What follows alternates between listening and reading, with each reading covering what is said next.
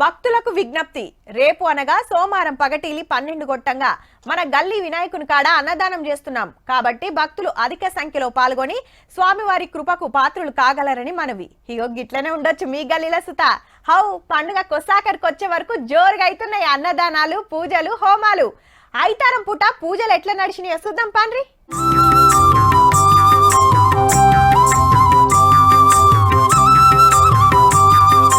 ఖైరతాబాద్ బడా గణేశుని చూస్తానికి బగ్గొచ్చిండ్రు భక్తులు.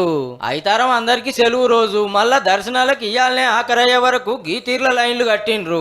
దేశంలోనే పెద్ద విగ్రహం 70 అడుగులు ఎత్తుతోటి శ్రీ సప్తముఖ మహాశక్తి గణపతిని చూసి మా భాగ్యం అనుకుంటున్నారు అంతా.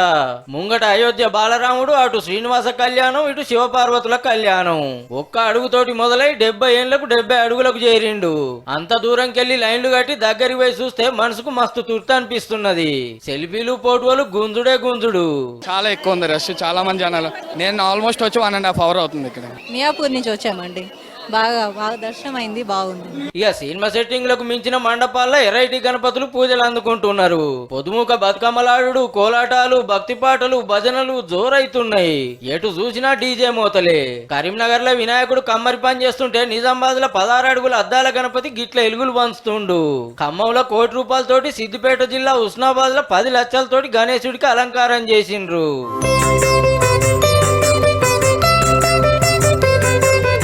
నల్గొండలో కాలనీల అక్కలంతా కూడి మండపంలో మట్టి గణపతిని పెట్టి కొలుసుకుంటున్నారు.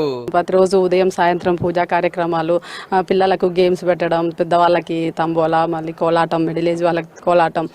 ప్రసాదాలు చేసుకుంటున్నాం, కోలాట ఆడుకుంటున్నాం. చాలా సంతోషంగా ఉంది మాకు. మళ్ళీ కూడా ఇట్లాగే చేసుకుంటామని. ఇక మంగళవారం నాడే హైదరాబాద్ లో మహా నిమజ్జనం. పట్నం చుట్టుముట్టుకెళ్లి విగ్రహాలన్నీ ట్యాంక్ బండి దిక్కే వస్తాయి. మొదలు ఖైరతాబాద్ గణపతిని పగటిలు 1:30 లోపే నిమజ్జనం చేసినాక కడమ విగ్రహాలు రాణిస్తారు. పట్నంలు ఇయాల్టికెళ్లే శురువు అయినాయి. ఇండ్లు, అపార్ట్మెంట్లు, గల్లీలలో పెట్టిన విగ్రహాలు హుస్సేన్ సాగర్ కు తీసుకొచ్చిండ్రు. కొందరు దగ్గర పాటలున్న చెరువులలో నిమజ్జనం చేసిండ్రు. ఇన్నొద్దులు కొలుసుకున్న వినాయకుడిని నిమ్మలంగా సాగనంపి నిమజ్జనం చూస్తానికి మళ్ళా ట్యాంక్ బండి తోవ దొక్కుతారు. పట్నం చుట్టుముట్టు చిన్న చిన్న విగ్రహాలు వేస్తానికి నీటి కుంటలు తయారు చేసి పెట్టిండ్రు. ఎవరికి నచ్చిన కాడాలు నిమజ్జనం చేయొచ్చు. ఊర్లలో నిన్నయాల్టికెళ్లి జోరుగా నడుస్తున్నాయి. ఆటపాటలతో సంబురంగా గణనాథుణ్ణి గంగమ్మ ఒడికి చేరుస్తున్నారు.